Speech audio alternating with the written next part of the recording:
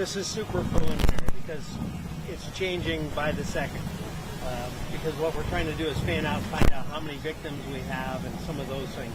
We're hearing different numbers, but preliminarily, this is what I have so far. Call came in at 17:11, which is 11 minutes after 5. One of our sergeants from Rochester Hills was actually listening to a new technology we deploy called Live 911.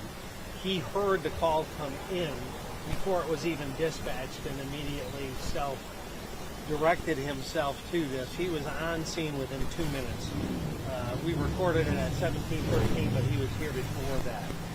What we have is, at this point, it sounds like we have 9, maybe 10 victims, GSW gunshot wound victims of varying kinds of injuries. We have recovered a 9mm Glock semi-automatic handgun and 3 empty magazines. So preliminarily, it looks like the suspect fired potentially 28 times, reloading multiple times. We have recovered the handgun and the magazines. We believe we have an individual who is a suspect contained nearby, so that if you're sheltering in place in the parks, I think it's okay for you to go home. We'd ask people to stay out of the area, though. If they're sheltering in place somewhere nearby, if they're going to leave the area, please. Until we know more. At this point, as I said, we believe we have an individual contained in a home nearby. We have the house surrounded. We're bringing up some of our assets, our SWAT, some of our armored vehicles. We've been trying to talk to that person without response, but we again believe he's contained there. I'm going to be heading there shortly. We're in the process of getting a search warrant for that address, and then we're going to go from there. Can you give us an idea of age of victims? This is a splash pad. What are we dealing with? It's all over the map. We don't have firm ages or victims yet. But kids? Yes. I know for sure that one of the individuals shot was 8. And do we know how that person is doing yet, that 8-year-old? We're still working on conditions. Can you talk about what led up to this? I mean, was this a random person who just walked up, or were they enjoying the splash pad? I mean, what do you know about the shooter? So far, again, this is all super preliminary. It appears like the individual pulled up, exited a vehicle, approached the splash pad, opened fire, reloaded, opened fire, reloaded, left. That sounds so random. Very random at this point. Appears random. No connectivity to the victims. How far is the house that was in? Within a half mile. So that's the. Could you make contact with him as far as like talking to him on the phone? I mean, how do you know he's in there? Well, we determined who we thought was potentially involved from some of the evidence on scene very quickly. Went immediately there. The vehicle that matched what had been described as a vehicle leaving the scene was there.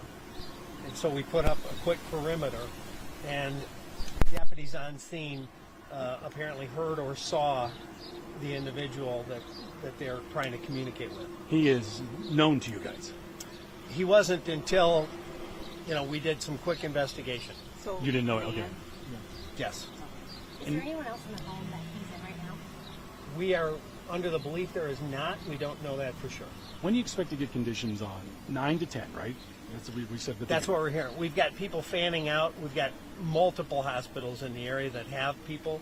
So at least 4 that we're told so far have potential victims. So we've got victim advocates as well as detectives going to all of those sites, all of those hospitals. And we hope to have, obviously, more firm information for you in a bit. Sure. Do you know if when he got out of the car? That's how it went. Exited and the went car, right up to the splash pad? Went up to the steps, opened fire.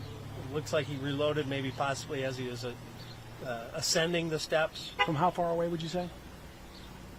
It's hard to tell. Probably 20 feet. And so that's not someone having a fight with someone. That's someone just gets out. That's an active shooter. He just gets out and starts shooting people.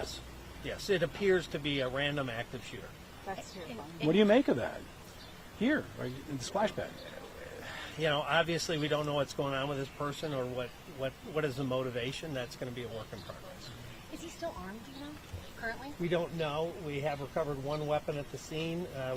Our investigators are under the belief that there's more weapons potentially in the home. We don't know if he has them or has access to them. And does he know the person whose home he's in, or was it a random neighbor, or was it his home? Do you have any idea? I honestly don't have all that information yet. We're just trying to pull it all together really quickly.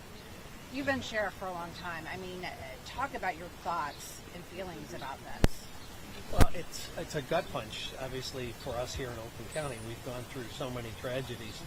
You know, we're not even fully comprehending what happened at Oxford. And, you know, now we have another complete tragedy that we're dealing with. And it's serious, obviously. The injuries. Are you getting any information of the fatality? We just don't know. We don't know yet. I know that one person came out of surgery, apparently did well. We don't. I just don't know at this point, because sometimes initial gunshot wounds look like they may be okay and stable, and it could turn quickly with some internal hemorrhaging. I just don't know.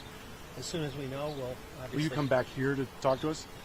I'm going to go to the house gotcha. and work Right. with our SWAT and see if we can finish that part of this equation, and we'll keep you updated. Mayor, Another question too for you. You know, was there anything about his appearance? I mean, was he dressed strangely, tactical gear or anything? Is there anything? Did he just look like us, walk out and start shooting? I don't have anything on there other than, you know, an individual exited a car and opened fire. Do you have anything on the driver, the person who brought him here, or did he drive himself? It appears he drove himself. you say green car, green Charger? Or not? You know, I don't have the car. They have it at this location. Can we ask the mayor and Mr. James a question? If you're here, what do you want people to know, Mayor, in your community? It's heartbreaking. It's heartbreaking. I appreciate the immediate response of the Oakland County Sheriff's Department, our firefighters. You can only imagine what it's like to arrive on a scene like this, and certainly complete thoughts with the families right now. This is a great community, and it's heartbreaking to see this happen here. There was a shelter in place. All of our phones went off. What do people need to know now? Is they're safe at this time? As the sheriff just mentioned, you know, if you're in one of our parks that we're sheltering in place, it is okay to leave now, but we do want folks to stay away from this area. Mr. James, you just came from an event, and then here you are here. What do you make of all this? Well, first and foremost, under no circumstance in this country, particularly in Rochester Hills, should fathers be spending Father's Day in a hospital. We're doing everything we possibly can to help the families in need. And first, I want to give a shout out to the first responders who were here, who mitigated further damage, and who are still in harm's way, bringing resolution to this crisis. I'm looking forward to continuing to work without politics, because this is an American epidemic that we need to fix. Gun violence needs to stop, and we are now most recently hit hardest by it. Thank you very much.